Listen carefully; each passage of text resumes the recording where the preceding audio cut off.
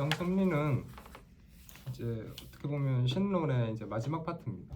섭리를 하려면 이제 하나님의 영원한 작정부터 다시 이제 좀 되돌아봐야 될 필요가 있습니다. 하나님의 영원한 작정은 하나님께서 지극히 거룩하고 지혜로운 뜻을 따라서 삼위 하나님의 협의에 의해서 작정을 하셨다. 그리고 작정의 범위는 모든 것, 모든 것입니다. 모든 것. 그러니까 뭐 어떤 것들은 작정을 하시고 어떤 것들은 안 하시고 이렇게 하신 게 아니고 모든 것들을 다 작정하셨습니다.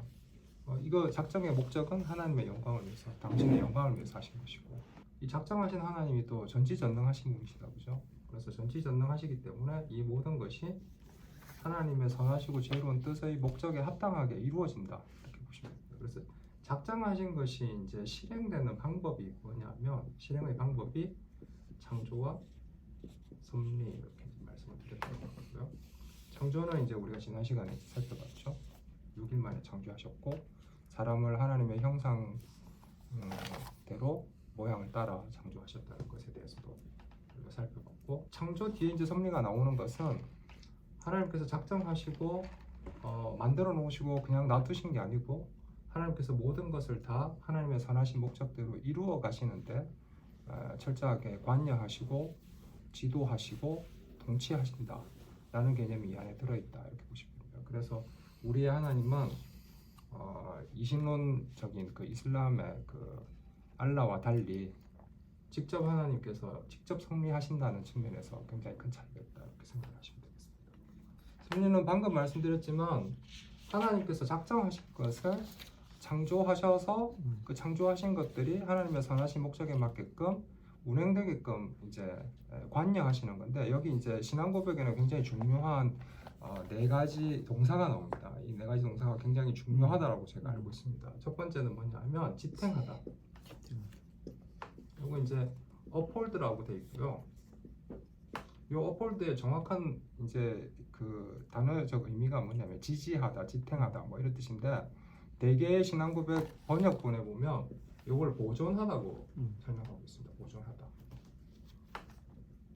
그 다음에 두 번째가 뭐냐면 지도하다, 다이렉트, 지도하다. 그 다음에 세 번째가 뭐냐면 dispose, 처리하다. 그 다음에 네 번째가 govern, 다스리다. 이 네 가지가 굉장히 중요합니다. 그러니까 하나님께서는 그냥 창조를 해놓고 그냥 놔두시는 게 아닙니다. 자연 법칙을 그냥 던져놓고 그냥 자연 법칙대로 그냥 돌아가도록 그냥 놔두시는 게 아닙니다. 놔두시는 게 아니고 하나님께서 철저하게 자신의 선하신 목적대로, 그러니까 창조된 세계가 선하신 목적을 향해서 갈 수 있게끔 보존하시고 지도하시고 처리하시고 다스리십니다. 근데 이 다스리는 내용이 뭐냐면 큰 것, 우주의 질서뿐만 아니라 지난번에도 잠깐 말씀드렸지만 그 먼지 하나의 궤적까지도 다스리신다. 그래서 신앙 고백에는 아주 큰 것에서부터 시작해서 아주 작은 것까지 다 포함되어 있다. 모든 것, 그것의 행동이라든지 모든 것이 다 하나님의 섭리 범주 안에 다 있다, 이렇게 보십니다. 하나님께서 실패하시지 않는 미리 아심을 통해서 이런 것들을 다 직접적으로 다스리시고 지도하신다. 이렇게 이제 섭리하시는 거는 그 불변하신 하나님, 그때 하나님의 속성에 나오는 불변하심은 immutable입니다. 변이 되지 않는, 그러니까 다른 것으로 바뀌지 않는 이런 뜻입니다. immutable. 그러니까 작정하고 섭리에서는 불변하시다 할 때 unchangeable입니다. 그러니까 바꾸시지 않습니다. 하나님은 한번 작정하신 것을 다른 것으로 큰일 났네? 갑자기 이런 일이 왜 생겼지? 해가지고 여기에 대해서 뭔가 다른 게 이렇게 계획하신 것 이외에 다른 게 도입되거나 그렇지 않습니다. 그렇지 않고 불변하시는 immutable 하신 하나님께서 unchangeable하게 작정하셨고, 또 그 unchangeable하게 작정한 것이 하나님께서 전부 다 아시는 예지를 써서 unchangeable하게 이제 이루어지게끔 이렇게 가시는 겁니다. 그래서 이거 이제 섭리의 1항은 이제 섭리의 대상, 그 다음에 섭리하시는 어떤 이런 방법, 이런 거 이제 크게 이제 소개를 하고 있다, 이렇게 보시면 되고요. 이 하나님께서 이 작정하신 대로 이루어질 수 있게끔 이 섭리하실 때 이 수단들도 다 정하셨다는 겁니다. 그러니까 하나님께서 우리에게 이제 허락하시는 모든 상황과 환경과 그 다음에 우리가 살아가는 데 필요한 어떤 수단들, 이런 것들은 다 하나님의 섭리 안에 들어있는 수단들에 해당한다는 겁니다. 자, 3항에서는 이 수단들도 정하신다고 말씀하셨어요. 이 수단들을 사용해서 하나님께서 섭리하셔서 결국 이루어 가시는 그 선한 목적 있잖아요. 왜냐하면 섭리는 하나님의 작정에 의해서 이루어지는 것이고, 하나님의 작정은 지극히 지혜롭고 거룩한 하나님의 뜻의 협의에 의해서 이루어질 것이기 때문에 지극히 지혜롭고 거룩한 목적지를 향하게끔 작정이 되었고 섭리가 이루어질 거다죠. 그러면은 뭔가 선한 목적이 있겠죠. 그 가운데에 이 수단들이 사용되어질 때 우리에게 일어나는 일들은 무엇인가? 모든 우리에게 주어진 모든 하나님의 섭리의 수단들은 어떤 방향을 우리에게 주기 위해서, 어떤 목적지를 향하게 하기 위해서 이 수단들이 주어지는가? 이건 이제 첫 번째 얘기할 부분인데, 그게 뭐냐면 그 수단들이 어떻게든지 주어져서 우리를 어떤 모양으로 만들어 가느냐면 이렇게만 얘기합니다. 칭의, 그 다음에 양자삼음, 성화. 이 수단들을 설명할 때 하나님께서 섭리에 동원하는 모든 수단들은 우리의 칭의와 양자삼음과 성화와 관련되어 있다고 얘기합니다. 그러니까 하나님께서는 철저하게 구원받은 백성들에게 초점을 맞추시고, 구원받은 백성들이 그 구원을 끝까지 견인할 수 있는, 끝까지 인내할 수 있는 어떤 것들로 사실은 이 수단들을 사용해서 세상의 마지막까지 섭리해 나가신다는 거죠. 모든 수단들을 사용해서 우리를 징의하시고 양자삼고 성화 삼으시기 위해서. 자, 이 수단들 안에 이제 우리가 생각할 때 별로 그렇게 반갑지 않은 일들이 생기는 거예요. 그렇죠. 네. 그러니까 다양한 유혹이라고 여기 이제 신앙 고백을 설명하고 있는데, 다양한 유혹이 있어요. 그 다음에 우리가 아까도 얘기했지만 죄인이잖아요. 부패한 본성, 부패한 죄성을 가지고 있는 죄인이거든요. 우리 안에 이제 성령께서 새로운 마음을 주셔서 사실은 새로운 피조물이 되기는 했지만 여전히 우리 안에 부패한 본성이 남아 있거든요. 그러니까 그 부패한 본성이 막 발휘되는 것을 가만히 이렇게 지켜보고 내버려 두시고 계실 때도 있다고 돼 있거든요. 여기 신앙 고백에. 그럼 왜 그렇게 하시느냐? 이게 두 가지 목적이 있어요. 하나님께서 그러니까 택한 자들에게 여러 가지 수단들을 사용하셔서 다양한 유혹과 그 다음에 죄된 본성에 그대로 내버려 두시는 건, 첫 번째, 이거 이제 수단들을 지향하는 어떤 방향은 요렇다는 거고요. 그 다음에 그렇게 하시는 이유가 뭐냐면, 첫 번째, 겸손하게 하기 위해서. 우리를 겸손하게 하기 위해서 하나님께서 택한 자임에도 불구하고 다양한 유혹들이 우리에게 제시될 때 그 유혹들을 막지 않으신다는 거죠. 그리고 잠시 동안 그 유혹에 빠지는 것을 허용하시기도 하신다는 거죠. 하나님이 왜? 우리를 겸손하게 하기 위해서. 그 다음 두 번째, 우리가 하나님께 더욱더 의존하게 하기 위해서. 우리는 하나님께 의존한다 할 때 어떨 때 의존하냐면, 대체로 우리는 잘 될 때 의존해요. 잘 될 때 감사하고, 잘 될 때 감사하고, 잘 될 때 의존해요. 우리가 사실 안 될 때 의존하는 것 같죠. 안 될 때는요, 자기 나름의 방법들을 찾아요. 의존하는 것보다. 근데 잘 될 때 의존을 해요. 왜냐하면 사람들은 다 잘 되면요, 다 교회 가서 헌금해요. 감사헌금하고, 감사하다 하고, 하나님께서 도와주셨다고. 그러니까 이렇게 생각하시면 돼요. 우리의 욕구가 충족되면 이게 하나님께서 해주신 거라고 생각해요. 하나님은 우리를 겸손하게 만드시고요. 그 다음에 지속적으로 하나님을 의존합니다. 그러니까 여기서 중요한 건 뭐냐면 의존이 아니고요, 지속적인 의존.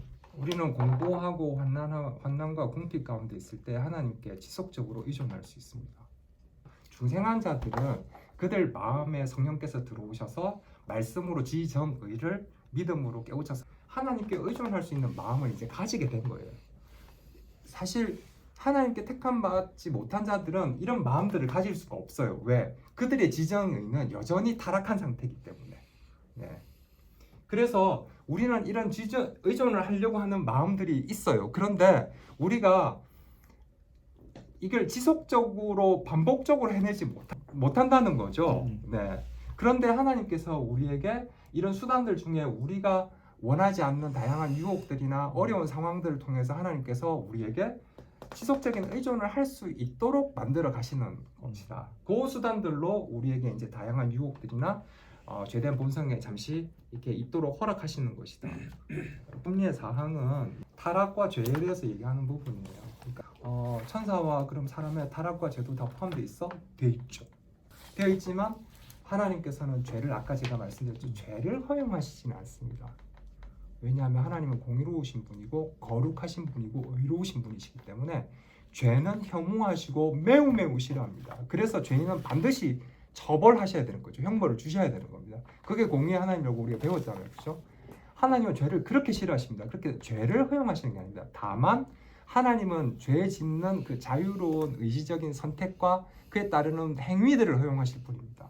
6항이 이제 아까 얘기한 그 유기된 자들, 선택받지 못한 자들에 대한 이제 섭리입니다. 그 섭리는 그냥 하나님께서 그냥 내버려 두시는 거예요. 여기 이제 중요한 게 뭐냐면 뭐 때때로 그들이 가졌던 은사를 거두시고 그 다음에 그들의 마음 안에 작용하였을 수 있는 그 은혜들, 그 다음에 그들의 이 안에 조명되었을 수 있는 그러한 것들을 거두어 주신다. 이 말에 이제 저는 이 말을 어떻게 이해했냐면요, 우리가 가끔 이제 오해하는 것 중에 하나가 뭐냐면 믿음 생활 잘하다가 떨어져 나가가지고 죽을 때까지 회개하지 않고 돌아오지 않고 죽는 사람들 있죠.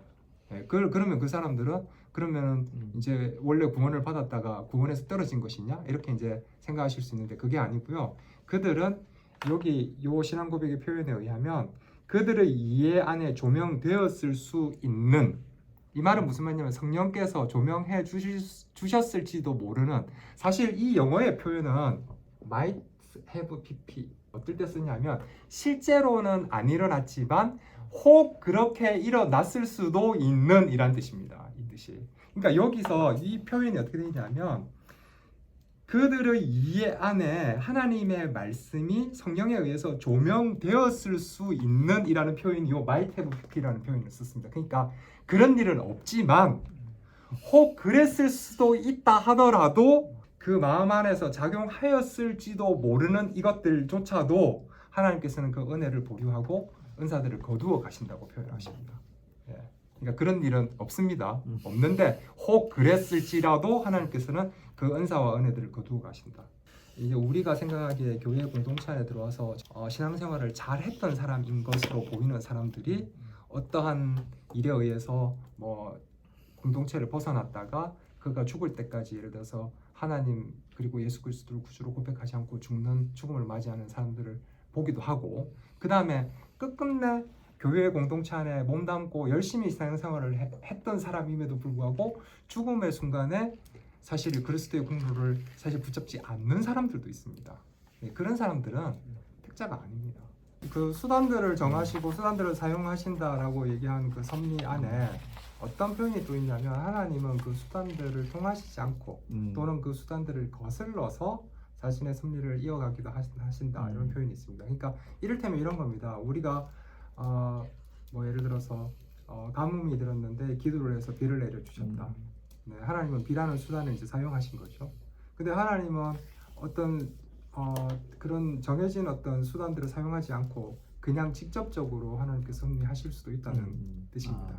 네, 그러니까 이런 거를 이제 뭐 신학하시는 분들은 이제 뭐 일반 섭리, 특별 섭리 뭐 이런 식으로 얘기를 하시더라고요. 그러니까 특별한 섭리들은 수단을 사용하지 않거나 또는 일반적으로 그 수단이 사용되어지는 목적과 반대되는 방향으로 그 수단들을 사용하심으로써 하나님께서 이제 자기의 원하시는 어떤 그런 선한 방향으로 이제 이끌어 가시는 거죠. 가장 대표적인 게 이제 기적 같은 겁니다. 7항이 가장 중요한데 뭐냐? 핵심은 이겁니다. 교회는 하나님께서 특별한 방식을 따라서 보호하고 섭리하신다. 그래서 많은 사람들이 이렇게 얘기합니다. 한국 교회가 위기다. 유럽 교회를 봐라. 걱정 안 하셔도 됩니다. 하나님은 하나님의 교회를 하나님께서 특별한 방법으로 보호하십니다. 이게 7항입니다.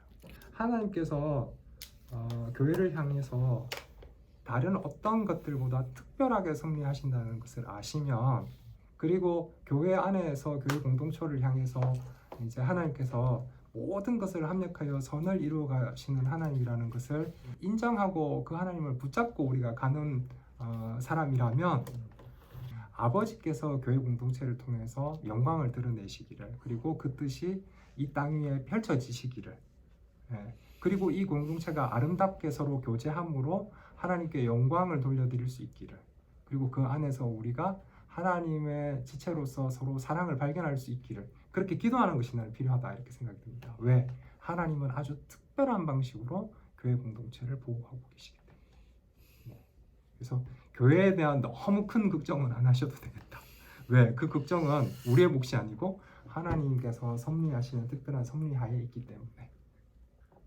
5장까지 해서 이제 1장이 계시였고요, 그죠? 네, 2장이 이제 하나님과 삼위일체, 그다음에 3장이 하나님의 영원한 작정, 4장이 창조, 5장이 섭리. 그래서 2장부터 5장까지는 이제 우리가 조직 신학에서 얘기하는 신론입니다. 신론. 그래서 오늘로서 이제 신론이 끝났다. 2장에 하나님과 삼위일체에 대해서 얘기할 때는 하나님이 거룩하고 지혜로우신, 그리고 참되고 살아계신 하나님이라는 거, 그리고 하나님은 생명과 영광과 선하심과 복되심에서 홀로 충만하다. 이 홀로 충만함을 굉장히 중요하게 좀 붙잡으시기 바랍니다. 그러니까 생명은 하나님으로부터만 나와요. 그러니까 하나님으로부터 나온 게 아니면 생명이 아닌 것이죠. 생명과 영광은 우리가 만들어서 돌려드리는 게 아니고 하나님으로부터 나온 것을 반영하고 반사하는 거예요. 그 다음에 선하심, 그래서 선한 일은 하나님으로부터 나오는 것만 선한 거예요. 그래서 우리 안에 성령께서 들어오셔서 성령께서 하시는 일이 선한 일이에요. 복되심, 우리가 하나님과 교제 안에 있을 때 우리는 행복한 거예요. 우리가 하나님과 교제권 밖에서 행복을 찾을래야 찾을 수가 없어요. 그러니까 우리가 하나님과 교제하지 않는 사람들이 느끼는 행복은 행복이 아니고 행복감이라고 말씀드렸죠. 행복은 실체고요. 행복감은 감정입니다. 감정이 실체라고 속고 살아요. 생명과 영광과 선하심과 복되심에서 홀로 충만하다. 홀로 충만하다는 것은 그분 말고는 다른 어떤 존재도 이 네 가지의 속성들을 우리에게 줄 수 없다는 뜻입니다. 그 다음에 두 번째가 이제 삼위, 그 하나님은 삼위로 존재하신다. 네. 한 본체, 본성, 본질 안에 세 위격으로 존재하시는데, 하나님은 나지도 나시지도 않으시고, 아들은 아버지에게서 나시고, 성령은 아버지와 아들로부터 나오시는 겁니다. 이 표현은 굉장히 중요하니까 좀 알고 계시고 외우고 계시면 좋겠다. 그 다음에 3장이 하나님의 영원한 작정. 하나님은 작정하시지 않으신 것이 없다. 작정하실 때는 선하고 거룩하고 지혜로운 그분의 뜻의 협의에 의해서 하신 거고요. 그리고 목적은 그분의 영광을 위해서 하신 겁니다. 그 다음에 그 작정의 대상은 모든 것입니다. 모든 것. 특별히 이제 작정 중에서 이성적인 존재, 사람과 그 다음에 천사에 대한 작정을 특별히 예정이라고 하고, 이 예정은 이중으로 이루어져 있죠. 선택과 유기. 근데 유기는 자꾸 이렇게 쥐고 있다가 버리는 게 아니라고 제가 말씀드렸죠. 모든 존재들이 다 죄에 물들어 있을 때에 그 중에 일부를 사랑과 긍휼로 자비로 선택하신 것이고, 나머지는 유기가 아니고요. 나머지는 내버려 두신 겁니다. 그냥 신앙 고백은 패스 바이, 지나가신다는 표현을 했다고 했죠. 그러니까 지나가시는 겁니다. 왜? 하나님은 공의로 심판해야 될 대상에게 일부에게 사랑과 긍휼과 자비를 베푸신 것입니다. 예. 그러니까 모든 죄인에게 자비를 베풀어야 될 이유나 의무는 하나님에게 지울 수 없다는 겁니다. 그거는 우리 생각이고요. 하나님은 공의의 하나님이시기 때문에 죄인들은 다 벌 줘야 되는 의무만 가집니다. 의무가 있으시다면. 죄인은 하나님의 공의로운 하나님의 형벌을 당연히 받아야 되는 대상일 뿐이지, 자비와 긍휼과 사랑을 요구할 수 있는 존재가 아니라는 겁니다. 우리가 그거 하나님에게 요구할 수 있는 존재가 아닙니다. 존재가 아닐 뿐더러 요구하지도 않습니다. 죄인들은. 그러니까 요구하지도 않는 상태에서 하나님은 그냥 자비와 사랑과 긍휼을 베풀어 주셔서 일부를 선택하신 겁니다. 그게 이제 이중 예정이고요. 그 다음에 이제 영원한 작정을 이제 풀어내는 방식으로 이제 창조와 섭리가 있는 겁니다. 창조는 6일 만에 하셨고, 특별히 사람들을 이성적인 영혼을 가진 존재로 창조하셨는데, 그게 이제 하나님의 형상을 따라 모양대로 창조하셨는데, 항상 하나님의 형상을 가지고 창조하셨다는 말이 지정의 영을 가진, 영혼을 가진 존재로 창조하셨다는 겁니다. 그래서 우리가 하나님을 인격적으로 만났다는 말이 무슨 말이냐면, 하나님, 영이신 하나님을 우리의 지정이 영이 이렇게 대면해서 만났다는 것입니다. 그래서 우리가 하나님을 아는 지혜와 하나님의 거룩함과 하나님의 의로움으로 회복되는 거. 근데 이거 누가 회복했다고요? 그리스도께서. 그러니까 우리가 하나님의 형상을 회복하려고 뭔가 노력하는 게 아니고요. 하나님의 형상을 회복하신 그리스도가 우리의 연합됨으로 우리는 회복된 존재가 되는 거죠. 그래서 그리스도와 우리가 연합되었기 때문에 우리가 의롭다고 여겨진 바 되었고 하나님께서 우리를 양자 삼으신 바 되는 거죠. 그래서 하나님께서 양자를 한번 삼으시면 하나님은 전지전능하신 분인데 그 양자 삼음을 파괴하시지 않으십니다. 그래서 우리는 끝까지 견뎌질 수 있는 은혜를 받고 이제 영원한 복락의 세계로 이제 들어가게 됩니다. 그것이 이제 섭리로 풀어지는 것이 이제 오늘 이제 배운 이런 것들입니다. 우리가 하나님의 섭리 안에 있지만 우리의 자유는 전혀 제한되지 않습니다. 우리의 자유를 제한하실 만큼 하나님의 섭리가 좁지 않습니다.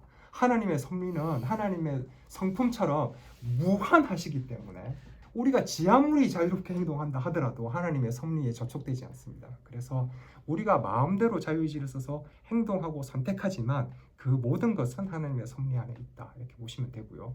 택자들을 향한 하나님의 섭리와 그 다음에 유기자들을 향한 하나님의 섭리는 서로 다르다. 택자들에 대해서는 때로 다양한 유혹과 그 다음에 그 죄된 본성 안에 내버려 두실 때가 있지만 그것은 겸손하게 하나님을 붙잡고 지속해서 하나님을 의존할 수 있게끔 만들기 위한 것이고, 택자가 아닌 유기자들에게 서로 그들이 은혜를 받은 것처럼 보여지고 은사를 받은 것처럼 보여질지 모르겠으나 그럴 리는 없는데 그럴지 모르겠으나 그들에게 혹 주어졌을 그 은사와 은혜도 하나님께서는 거두어 가신다. 그럼으로써 그들이 죄된 본성대로 살도록 내버려 두신다. 택자들의 공동체인 교회 공동체, 물론 우리가 이 땅에 있는 보이는 개체 교회에는 알곡과 가라지가 같이 있습니다. 제가 여기 얘기하신 교회를 특별한 섭리로 보호하신다는 이 교회는 보이지 않는 교회입니다. Invisible Church. 네, 우주적인 교회. 하나님은 이 교회는 철저하게 보호하십니다.